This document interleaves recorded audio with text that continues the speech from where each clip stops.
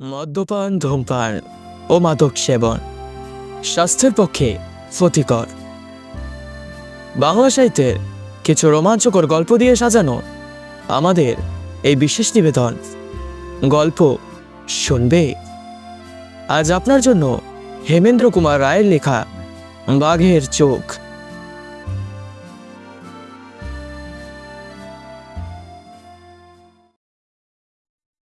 অন্তঃপর যে অত্যাশ্চর্য কাহিনীটি বর্ণনা করব, বিখ্যাত শিকারীদের কাছে তার সুপরিচিত, কিন্তু আজ পর্যন্ত এই অরণ্যের রহস্যের হদিশ খুঁজে পাওয়া যায়নি। কিছুকাল আগের কথা। ঘটনাস্থল হচ্ছে পূর্ণিমার চতুষ্পার্শ্ববর্তী বনভূমি। তখন ও অঞ্চলে নীল, চা ও পাটের ব্যবসার উপলক্ষে অনেক ইংরেজ গিয়ে আস্তানা পেতেছিলেন। তারই মধ্যে একজন কুটিয়ালদের মুখে গল্পটি তোমরা শোনো। বেয়ারাদের মুখে খবর পেলাম নিকটবর্তী ছোট জঙ্গলে কোনো বাঘ একটা মহিষের বাচ্চা মেরে রেখে গিয়েছে।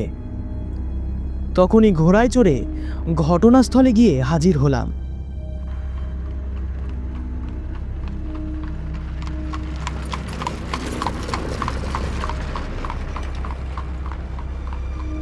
মরি বা পশুর মৃতদেহটা প্রায় অক্ষত অবস্থাতেই আছে। সেটাকে উদ্রস্ত করবার জন্যে বাঘ যে আবার ফিরে আসবে তাতে কোনো সন্দেহ নেই।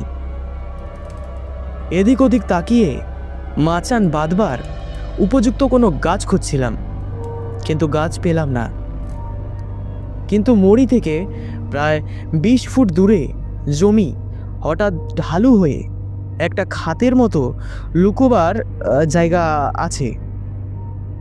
অনুচরদের সেই ব্যবস্থা করতে বলে তখনকার মতো বাংলোয় ফিরে এলাম। সন্ধ্যার মুখেই কিছু খাবার, জল আর বন্দুক নিয়ে যথাস্থানে গিয়ে হাজির হলাম। সাঙ্গপাঙ্গদের ওপরে নির্দেশ রইল, বন্দুকের শব্দ শুনলেই তারা যেন আবার এসে দেখা দেয়। কাটা ঝোপের মাঝখানে গিয়ে আমি আসন গ্রহণ করলাম। ঝোপের এক জায়গা অল্প ফাঁক করে রাখলাম বন্দুক ব্যবহার করবার জন্য। শুক্লপক্ষের রাত, চাঁদের আলো থাকবে। বাঘের আবির্ভাব হলেই জানতে পারবো। নিভে গেল দিনের আলো।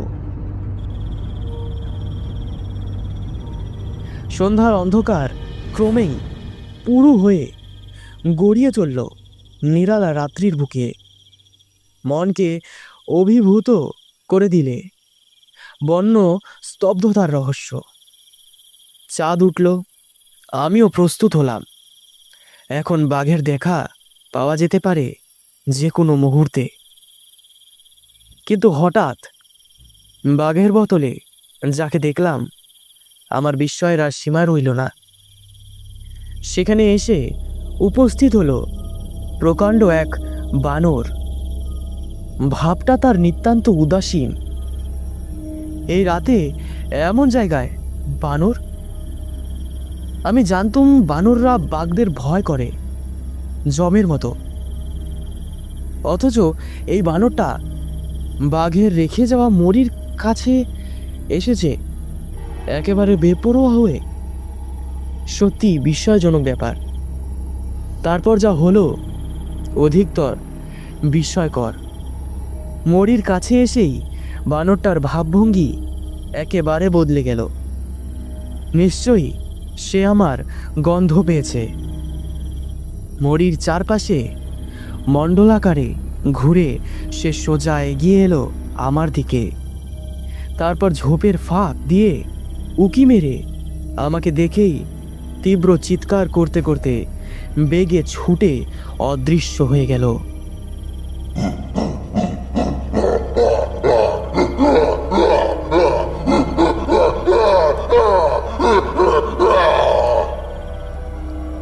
আমার পক্ষে তার এই ব্যবহার ছিল সম্পূর্ণ কল্পনাতীত। সে ঠিক মানুষের মতোই যেভাবে আমাকে আবিষ্কার করলো, আমি তার মধ্যে পেলাম যেন কোনো অমঙ্গলের ইঙ্গিত। মনের ভেতরে অত্যন্ত অস্বস্তি অনুভব করতে লাগলাম। যে জঙ্গলের ভেতর থেকে কাটাঝোপ এনে এখানে সাজানো হয়েছিল, সেখানটা এর চেয়ে নিরাপদ মনে হলো। তাড়াতাড়ি আমি সেইখানে গিয়েই আত্মগোপন করলাম। তারপর মিনিট 10 বেশি অপেক্ষা করতে হলো না। বানরটা যেদিকে অদৃশ্য হয়েছিল ঠিক সেই দিকে থেকেই জঙ্গলের বাইরে লাফিয়ে আত্মপ্রকাশ করলো মস্ত বড় একখানা বাঘ। কিছু মাত্র দ্বিধা না করেই বেগে দৌড়ে সে বিকট গর্জন করে লাফিয়ে পড়ল আমার সে সাজানো কাটা ঝোপের ভেতরে।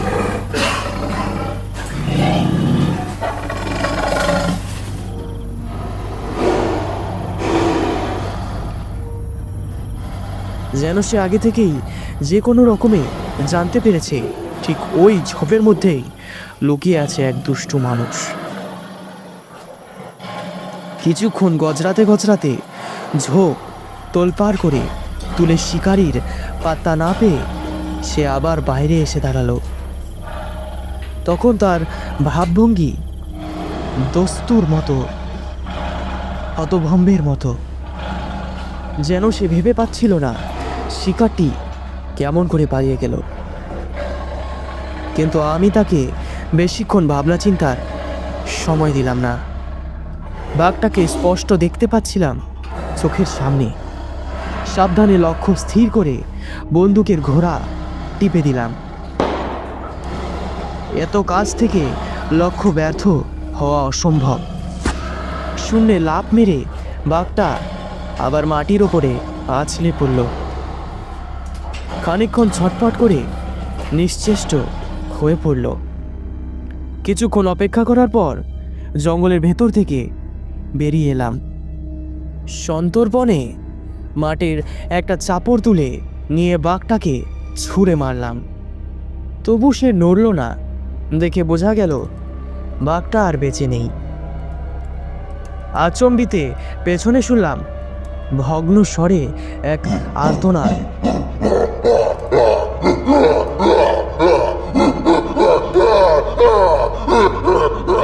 সচমকে ফিরে দেখি সেই ধেড়ে বানরটা দাঁত মুখ খিটিয়ে তেড়ে আসছে আমার দিকে। বন্দুকের এক গুলিতে আমি তার আক্রমণ ব্যর্থ করে দিলাম, কিন্তু মৃত্যু মুখে পড়েও বানরটা প্রাণপণে আরও একটু এগিয়ে বাঘের মৃতদেহের ওপরে গিয়ে লম্বমান হলো। ইতিমধ্যে বন্দুকের শব্দ শুনে আমার সাঙ্গপাঙ্গরা এসে পড়ল।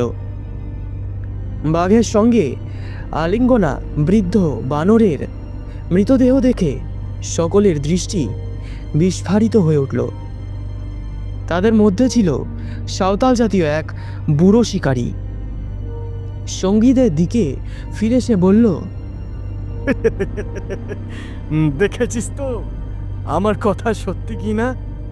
বাঘে মানুষ মারলে তার আত্মা বাঘের পিঠে চড়ে তাকে চালনা করে। সাঁওতালিদের ধারণা মানুষ খেকো বাঘের পিঠে বসে নিহত মানুষের প্রেতাত্মা তাকে চালনা করে বলেই সে শিকারীদের চেষ্টা ব্যর্থ করে দেয়। এইবার আসল রহস্যের কথা বলা যাক। মৃত বাঘের চামড়া ও মাথাটা ফাটিয়ে দেওয়া হলো চর্ম সংরক্ষণের দোকানে। সেখান থেকে খবর এলো জীবন্ত অবস্থায় বাঘটা ছিল অন্ধ। এইখানেই সমস্যা। ধরুন যা অসম্ভব তাই হয়েছে সম্ভবপর। অর্থাৎ বনের বাঘের সঙ্গে হয়েছে বানরের বন্ধুত্ব, এবং ধরলুম কাটাঝোপের মধ্যে শত্রুর অস্তিত্বের কথা বানরই কোনো রকম ঠাড়ে ঠোরে বাঘকে জানিয়ে দেয়।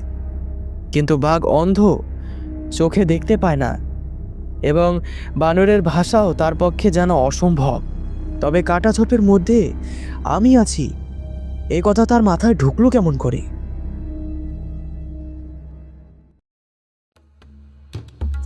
গল্প শুনবেতে আজ আপনারা শুনলেন হেমেন্দ্র কুমার রায়ের লেখা বাঘের চোখ। গল্পের পাঠক আমি প্রীতম। অন্যান্য কাস্টিং চরিত্রগুলি হলো বাবাইদা, কানাইদা, আমি আর গদাইদা। আপনাদের যদি গল্পটি ভালো লেগে থাকে তাহলে চ্যানেলটি লাইক করুন, সাবস্ক্রাইব করুন এবং শেয়ার করুন। আর আমাকে কমেন্টে জানান আমার ভুলগুলো, যা আমি পরের ভিডিওগুলিতে সংশোধন করতে পারি। আপনাদের কাছে যদি কোনো রকম গল্প থেকে থাকে তাহলে আমার ডেসক্রিপশন বক্সে দেওয়া ইমেলটিতে পাঠাতে পারেন। আপনার দেওয়া গল্প পড়ে যদি আমার ভালো লাগে তাহলে আমি সেটি আমার চ্যানেলে অবশ্যই পোস্ট করব।